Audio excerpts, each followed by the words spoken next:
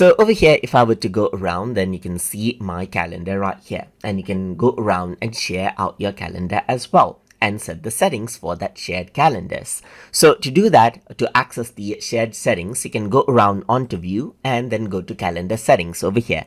And if I were to go around onto calendar, then you can see shared calendars is an option. So if I were to go around onto shared calendar, here you can see that this is in an account level and it only supports Microsoft accounts right here.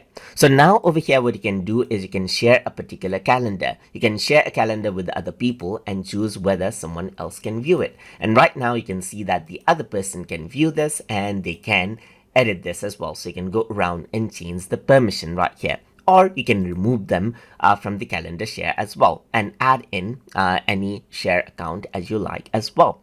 So here what you can do is you can share out your calendar.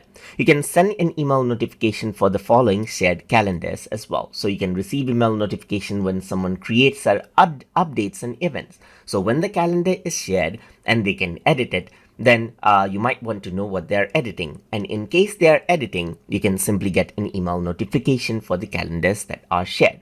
You can also publish a calendar and share a link with other people so that they can view it online.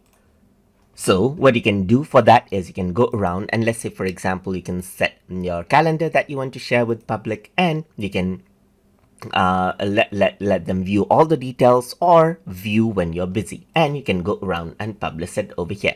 So once you go around and do that, you get an address as you can see right here, and you can unpublish out the content as well. Let me just go around and copy out the link right here, just like this. And if I were to go around onto a browser right here and paste this out, let me just go around and paste out this link right here.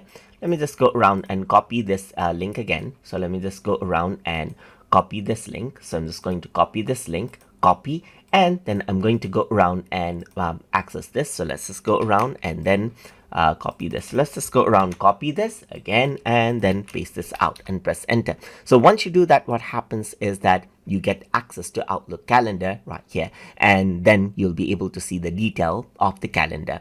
And you can go around and disable the link over here as well if you don't want, or you can reset the link so that the old link does not work anymore right here. So I just reset the link and it says the old link does not work anymore, and that is how you can protect your privacy as well. And that is how you can work around with shared calendar settings and even share your calendar publicly from Microsoft Outlook. So I hope you guys learned something as always.